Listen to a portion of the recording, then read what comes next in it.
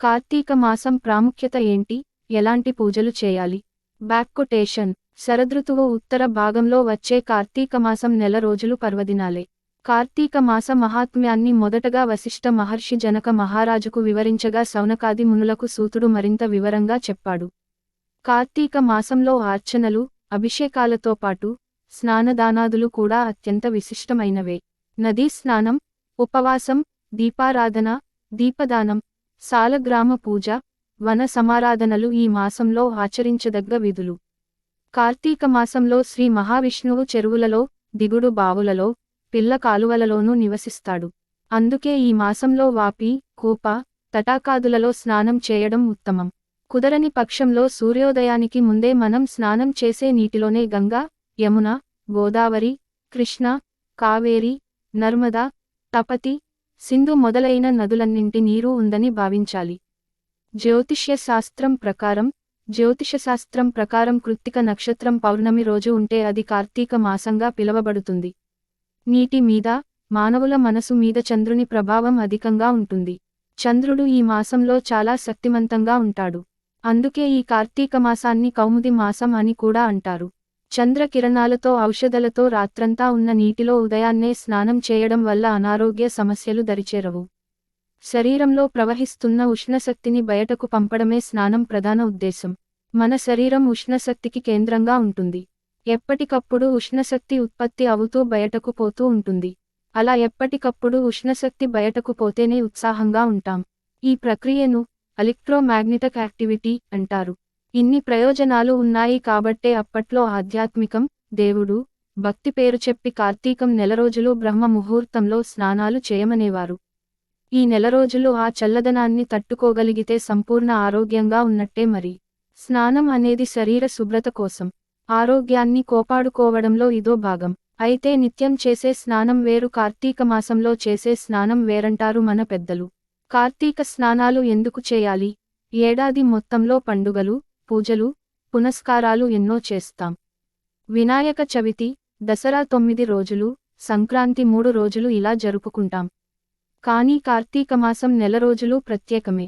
మరీ ముఖ్యంగా శివకేశవులకు అత్యంత ప్రీతికరమైన మాసం ఇది. అయితే దైవభక్తి మాత్రమే కాదు, ఈ నెలలో ఆచరించే ప్రతిక్రియ వెనుక ఆరోగ్య రహస్యం దాగి ఉంది.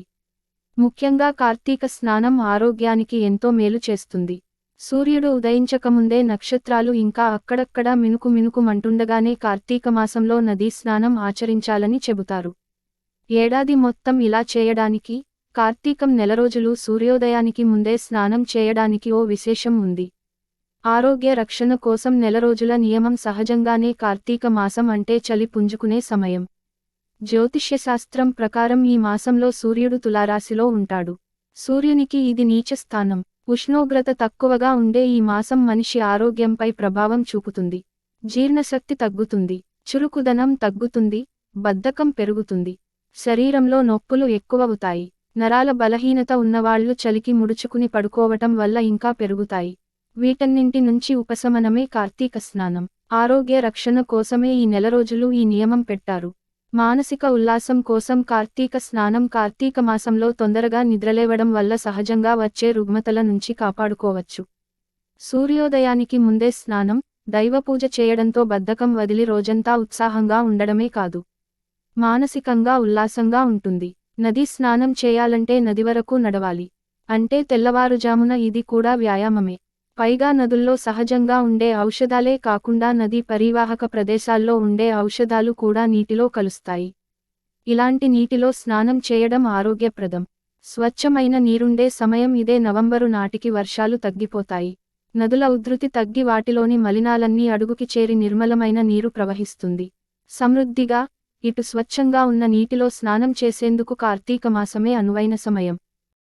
కార్తీకంలో తెల్లవారు జామునే లేచి తలారా స్నానం చేసి, శుభ్రమైన దుస్తులు ధరించి తులసికోట ముందు భగవన్నామ సంకీర్తన చేస్తూ ధూప, దీప, నైవేద్యాలు సమర్పిస్తారు. ఇలా చేస్తే మనసంతా ఆధ్యాత్మిక పరిమళాలతో నిండి అలౌకికమైన, అనిర్వచనీయమైన ఆనందం కలుగుతుంది. మామూలు రోజులలో భగవదారాధన మీద అంతగా శ్రద్ధ పెట్టనివారు, గుడిలో కాలు పెట్టని వారిని సైతం పవిత్రమైన ఆధ్యాత్మిక వాతావరణమే గుడికి తీసుకెళ్తుంది.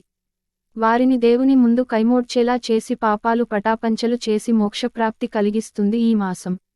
కార్తీక మాసంలో దశమి, ఏకాదశి, ద్వాదశి తిథులలో శ్రీమహావిష్ణువును తులసిదళాలతోటి, కమలాలతోటి పూజిస్తే జీవించినన్నాళ్ళు ధనానికి లోటు లేకుండా ఉండి, సమస్త సౌఖ్యాలు కలగటంతో పాటు అంత్యమున జన్మరాహిత్యం కలుగుతుందట.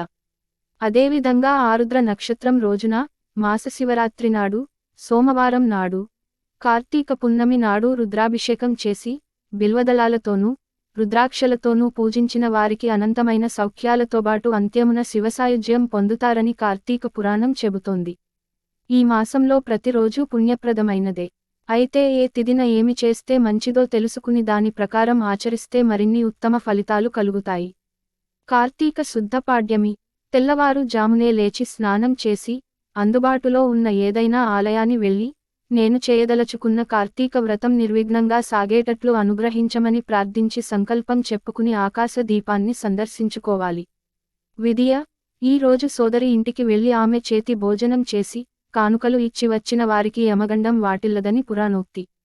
తదియ: అమ్మవారికి కుంకుమ పూజ చేయించుకోవడం వల్ల సౌభాగ్య సిద్ధి. చవితి. కార్తీక శుద్ధ చవితి నాగుల చవితి సందర్భంగా సుబ్రహ్మణ్యేశ్వరునికి, పుట్టకు, పూజ చేయాలి. పంచమి. దీనికి జ్ఞానపంచమి అని పేరు. ఈ రోజు సుబ్రహ్మణ్య ప్రీత్యర్థం అర్చనలు చేయించుకున్న వారికి జ్ఞానవృద్ధి కలుగుతుంది. షష్ఠి. ఈ రోజు బ్రహ్మచారికి ఎర్రని కండువా దానం చేస్తే సంతాన ప్రాప్తి కలుగుతుందని ప్రతీతి. సప్తమి.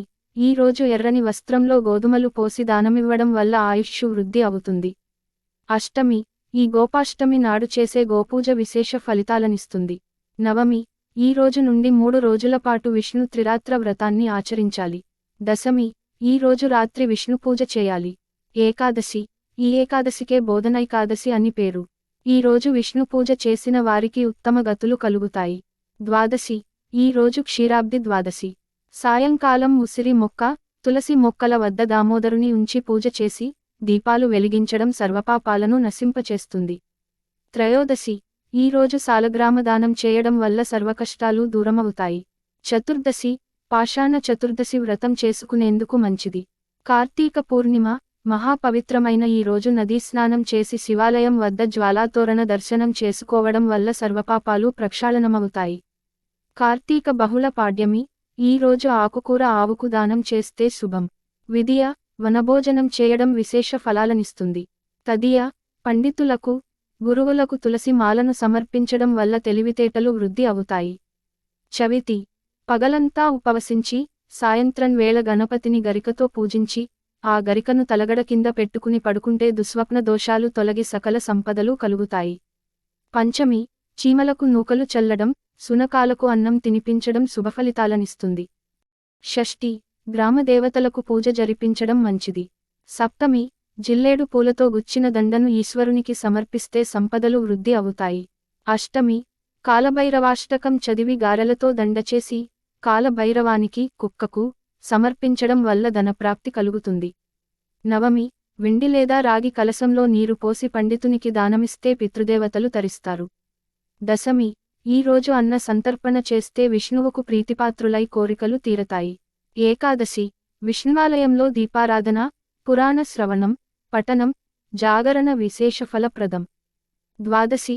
అన్నదానం లేదా స్వయంపాకం సమర్పించడం శుభప్రదం. త్రయోదశి. నవగ్రహారాధన చేయడం వల్ల గ్రహదోషాలు తొలగుతాయి. చతుర్దశి. ఈ మాస శివరాత్రి నాడు చేసే ఈశ్వరార్చన, అభిషేకం అపమృత్యు దోషాలను, గ్రహబాధలను తొలగిస్తాయి. అమావాస్య. నేడు పితృదేవతల పేరిట అన్నదానం లేదా స్వయం పాకం పేదవారికి దానం చేయడం వల్ల పెద్దలకు నరక బాధ తొలగి, స్వర్గసుఖాలు కలుగుతాయి. ఈ మాసంలో చేసే స్నాన, దాన, జపాల వల్ల అనంతమైన పుణ్యఫలాలు ప్రాప్తిస్తాయి. అయితే అలా రోజూ చేయలేని వారు కనీసం ఏకాదశి, ద్వాదశి, పూర్ణిమ, సోమవారాలలో లేదా ఒక్క పూర్ణిమ లేదా కనీసం ఒక్క సోమవారం రోజైనా సరే నియమ నిష్టలతో ఉపవాసం ఉండి, గుడికి వెళ్లి దీపం వెలిగిస్తే లభించే పుణ్యఫలాన్ని ఇస్తుంది. కార్తీక పౌర్ణమి నాడు పగలంతా ఉపవాసముండి రుద్రాభిషేకం చేయించి శివాలయంలో మట్టి ప్రమిదలో 365 ఒత్తులను ఆవునేతితో వెలిగిస్తే సమస్త పాపాలు భస్మీపటలమై ఇహలోకంలో సర్వసౌఖ్యాలను అనుభవించి అంత్యంలో పుణ్యలోకాలు పొందుతారని కార్తీక పురాణంలోని అనేక గాథలు, ఇతివృత్తాలు, ఉపకథలను బట్టి తెలుస్తుంది. క్షీరాబ్ది ద్వాదశి వ్రతం, సత్యనారాయణ స్వామి వ్రతం, కేదారేశ్వర వ్రతం కార్తీక మాసంలో చేసుకునే వ్రతాలు. కార్తీక మాసంలో వనభోజనం ఎవరు చేస్తారో, పురాణం ఎవరు వింటారో వారికి ఉత్తమ గతులు కలుగుతాయి. తామసం కలిగించే ఉల్లి, వెల్లుల్లి, మద్యం, మాంసం జోలికి పోరాదు. ఎవ్వరికీ ద్రోహం చేయరాదు. పాపపు ఆలోచనలు చేయకూడదు. దైవదూషణ తగదు. ఈ మాసంలో చేసే ఉపవాసం, జాగరణ, స్నానం, దానం మామూలుగా చేసేటప్పటికంటే ఎన్నో రెట్లు అధిక ఫలాన్నిస్తాయి. విష్ణువును తులసి దళాలు, మల్లి, కమలం జాజి, అవిసె పువ్వు, గరిక, దర్భలతోనూ, శివుని బిల్వదళాలతోనూ, జిల్లేడు పూలతోనూ అర్చించిన వారికి ఇహపర సౌఖ్యాలతోబాటు ఉత్తమ గతులు కలుగుతాయి. శక్తి లేని వారు ఉదయం స్నానం, జపం, దేవతారాధన యథావిధిగా చేసి మధ్యాహ్న భోజనం చేసి, రాత్రికి మాత్రం భోజనం చేయకూడదు. పాలు, పళ్ళు తీసుకోవచ్చు.